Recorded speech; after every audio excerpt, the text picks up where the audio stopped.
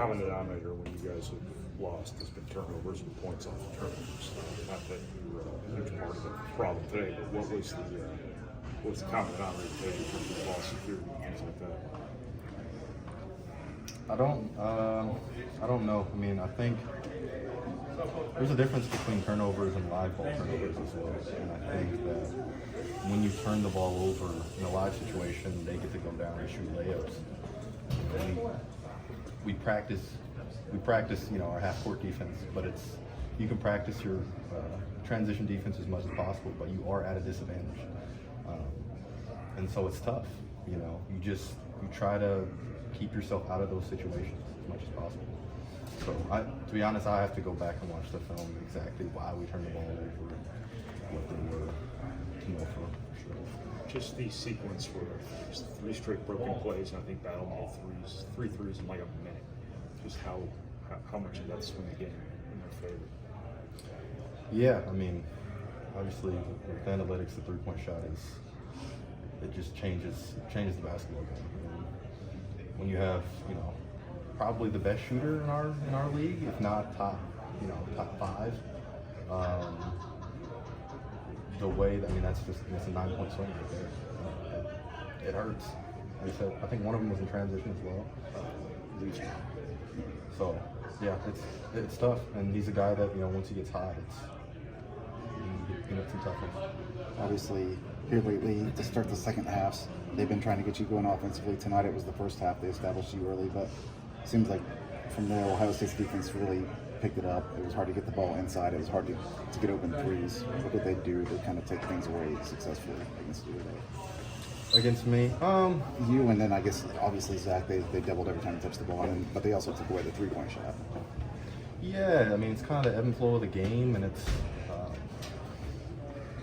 a lot of the times that I got the ball in the post weren't really plays for me. They're kind of ball screen plays, and I got that blast look we've been working on more and more of.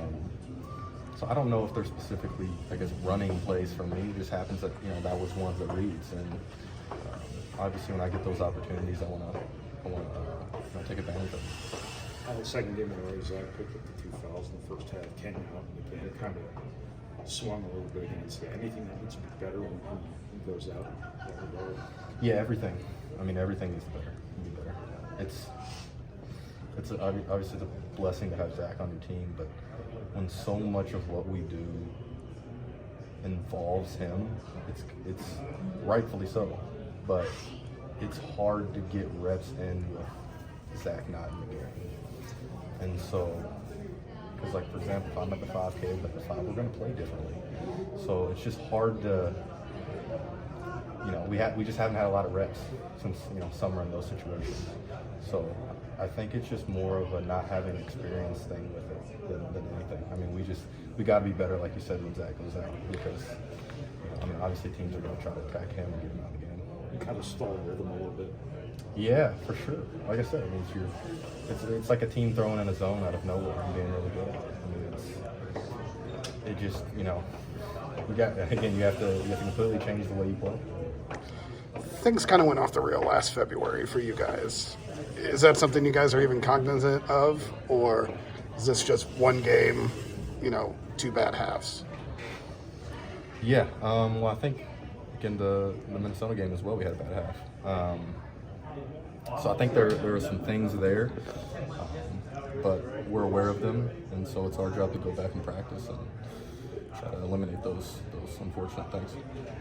I mean, I'm guessing you had expectations of this game. How did this team, Ohio State, fulfill those expectations and then maybe veer from the expectations that you had? I think everybody on Ohio State's a really good basketball player. I think that's one of the things Coach Payne tried to emphasize is how good of a team they are, like individual players-wise. They haven't, figured it out collectively, but he just knew that individually they can play anywhere. So,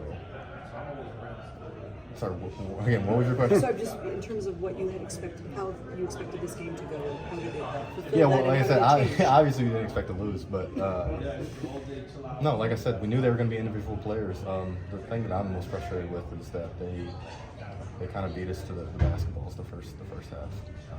I think they out-rebounded us. And, you know, I think me coming into this year, that was one of the things that I needed to focus on. So I don't have the stat sheet. I don't know how many times I rebounded, but it wasn't enough today. So.